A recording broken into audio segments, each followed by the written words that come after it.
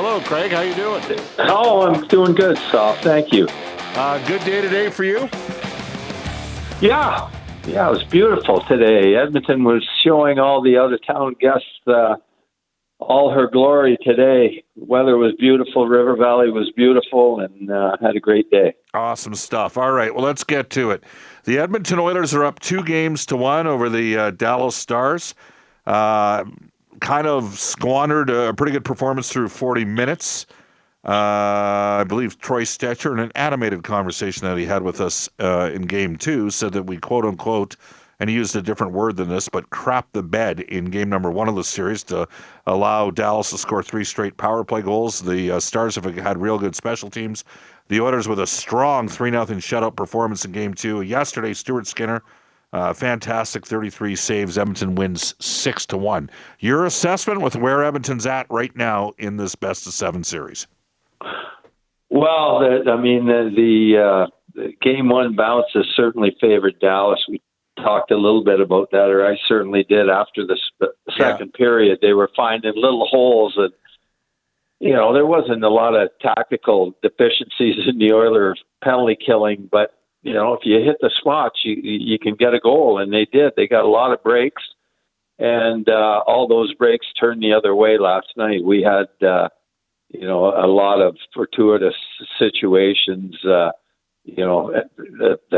shot over the glass, and then Bouchard, we could have been on the penalty kill and should have been probably on the penalty kill. The next thing you know, 2 minutes later, we're up 2-0. So great break there. Then the second period, normally the score correlates to the performance of the team, and last night really didn't, in my mind. I think it was a much, much closer game than that. I think Dallas would be reasonably happy with the way that they played, but you can't understate or overstate how important that third goal was for the Oilers in period 2 that MacDavid scored. And that's a difference maker. The star power is clearly in the Oilers' favor, and they leveraged it last night. MacDavid was unbelievable. Hyman, he was fantastic too, as well as was Bouchard. Yeah. And the star power won the game. The Oilers have the game breakers, and up until this point in the series, Dallas has struggled to find those game breakers and struggled to score goals. Yeah. All right. Well, let's start in goal. Skinner's at 9:30. Jake Ottinger's at 8:42 in the series. We know Ottinger is going to be better than that, though he has now dropped to 5-10 in conference final playoff games. Hey, the degree of difficulty improves too, right? You're playing against better teams. Yeah. But Skinner has gone on a unique journey this year. What's your assessment of his performance here over the last few games? Well, it's interesting that you say that Ottinger is going to be better, because what affords him the optimism that Stu Skinner never gets. And when Stu Skinner, is not on top of his game, there's a lot of criticism and a lot of doubt and not a lot of belief in his ability to turn it around, which he's completely done. And, amazing performance last night from Stu Skinner. And, he's always kind of, you and I have talked about many times, he's been streaky. Even when he was a junior goalie in the Memorial Cup, he was streaky. He'd make 60 saves and then he'd drop off the next game. But, he's right on top of his game, and, really good to see, really happy for him. And he's out playing Ottinger. And if you ask the Dallas Stars coming into this series, if Stu Skinner outplays Jake Ottinger, they're going to be in big trouble, and they are. Evan Bouchard, he's going to get paid big money. Craig, I'm going to give you the number. Evan Bouchard is second all-time in NHL history in D points per game in the playoffs. Second all-time. The only guy that's ahead of him has a statue out of the TD Garden in Boston. His name was Bob. It's kind of, that's pretty good. That McDavid and Draisaitl Of players that have played more than 50 games in the playoffs, McDavid is third, mere percentage points behind Mario Lemieux, and Draisaitl's fourth. Those guys are third and fourth to Gretzky and Lemieux in all-time points per game in the playoffs, but Bouchard is second in deep playoff points per game in the playoffs. He's represented by Sam Gagner's dad, Dave Gagner of Wasserman. It's the agency that Jeff Jackson used to be with. Oh, yeah, Connor McDavid's got to get his deal done, too. But I think it's suffice to say, it's hard to argue when come crunch time, when it matters the most, Bouchard seems to play his best. And he's playing great defensively. That's the I'm not surprised at the production offensively. I mean, at this level, yeah, it's a bit of a surprise to be up there with, second among the greatest players in the history of the game, but he's played great defensively and he's earned his money. So I'm sure Dave Gagner is super happy. A lot of the naysayers have gone away and the defensive breakdowns have gone away. He's played unreal. He's playing unreal. He's played, let's just be honest. He's played fantastic and good for him. What in the agent will be pay him the money. They're going to have to. It's going to be a difficult negotiation, but one that I think is in both parties' best interest to get done. Well, it's interesting because people are like, well, what about Connor McDavid? And I'm like, you let Connor McDavid's camp tell you what he wants, right? Because you don't want to insult him and come in low. So just tell him, all right, well, why don't you come with us with what you're looking for? And away we go. He's going to get whatever he wants, right? You pay Connor. And then he completely deserves it. Yeah. I mean, it's just, you and I have had this conversation before. It's a bizarre conversation to have that he's made this team, so much money. And he's paid, a fraction what he's brought to the team. And yet he's going to, because of his character, he's going to he will take less than the 20% of the maximum cap. And I mean, to me, that should be fixed in the next CBA agreement. This guy has done so much for the Edmonton Oilers and brought so much to the city and the ownership group that, he's entitled to whatever he could make it. I mean, if you're looking at a non-cap environment, and we've been in a cap environment for a long time, but back when I retired, there was a non-cap environment. I mean, what's he worth on the open market is, somebody's going to pay him $50 million a year. So whatever he makes, he's earned, deserved, and the only thing that'll hold him back from taking 20% of the cap is his character and the fact that he wants some more money around to pay some other guys. But man, this guy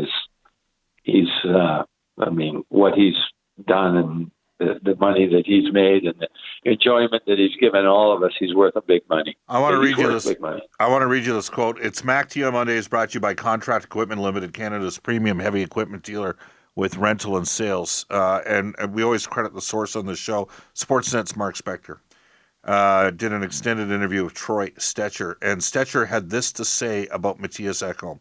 I want him healthy, and I want him to help us win. He's a better player than me. That's just the reality of the world, from Troy Stecher, who realizes if Ekholm comes in, he may come out. By the way, Stecher with Darnell Nurse, 59% expected goals for 5v5. Like, he's helped Darnell Nurse. But there's Troy Stecher. And I know you were part of a recruiting team that helped land Drake Caggiula back in 2016 when Stecher was on that team with Nick Schmaltz and Brock Besser. Besser's one of Stetch's best friends. It says a lot about a player where he's like, I want to win, and I know Mattias Ekholm will help us win, and he's a better player than me, and that's just the way it is. That's quite something, isn't it? Well, I'm glad you mentioned Troy Stecher, because from a guy who was a grinder himself as a player and always appreciated guys that grounded out and maximized their potential as players. I absolutely love that guy and the way that he's played. He's played incredibly well. There was a 3-on-2 last game. Yeah. Pretty early, either in the first or second period. He made an unbelievable block. The way that he's playing right now, I mean, he's a NHL defender all day long, and it's going to be very hard to take him out because he plays great with Darnell. He's playing great. Then Klingberg and Jake Wallman are playing unbelievably well together. So it's a tough call. Kulak's played well too. I mean, it's really a real difficult decision. And maybe when Ekholm's well, they go 7-11, but that'd be an easier call because that's Stecher. Yeah, I'm not convinced they're going to do that. I think he's just been whenever Ekholm comes back, I mean, Stetcher's played so good. It's hard to take him out, but you got to take somebody out to put in your best defender. Yeah. Connor Brown does come out. I'd say he's been the best of Edmonton's bottom 6 forwards. Good penalty killer as well, though the PK is only around 64-65%. But Connor Brown's got 5 goals in the playoffs. The Oilers have a lot of guys that are contributing. They've got 9 different players with 3 goals. They've got 18 players that have scored goals in the playoffs. You're sitting there. Brown's on the third line. He's got 5 goals. You got 5 goals from Corey Perry. He's on the fourth line, the ageless wonder. These are not the McDavid, Draisaitl, power play merchant Edmonton Oilers anymore. They're capable of playing a 5v5 game, aren't they, MacT? No, they're playing. They're playing great. I mean, last night it was the spontaneous offense of the Oilers that undid Dallas. Dallas had the territorial advantage, immensely in the second period. We talked about the third goal, how important that was to get things back on track. And, Dallas has to be pretty happy with the way that they played in spite of the fact they lost the game 6-1. Yeah. But, we're a deeper team. We're a better team than we have been for a long time. And in my mind, we're the only team that has a chance to beat Florida. And I think that's what we're going to be looking at. Well, I again, just win the next game. That's the focus. What message? Chris Knobloch's, here's where I give you the stats, MacT, and I'm good at stats, and some people would say, Stauffer, you and your stupid stats. Let's see. With the victories in game 2 and 3, I think Edmonton goes 11, 8, and 12. 10 and 12 now in games 1 through 3 under Chris Knobloch. Is that right? 10 and 12. And 16 and 2 games 4 through 7. Well, that's kind of sounds like the coach knows how to make adjustments. Well, it does. It all points to that. But, it's on the players, too. Like, our guys, hey, let's be honest. Our best beats their best. We're the better team in the series in a lot of people's opinion. And, McDavid is completely driven to a level that I haven't seen since Messier in 1994. Draisaitl the same way, Bouchard. These guys, they're winners. And it's time that we give them credit for that. And they've controlled the big games, the big minutes in game. And that's a sign of the best team. And we played great. This is a good team. We should be proud of them. And I have no doubt they'll finish it off at some point. MacT, thank you for squeezing us in. I know you had a very busy afternoon. Thank you for joining us. Thanks, Al. All right, that is MacT on Mondays with Craig MacTavish.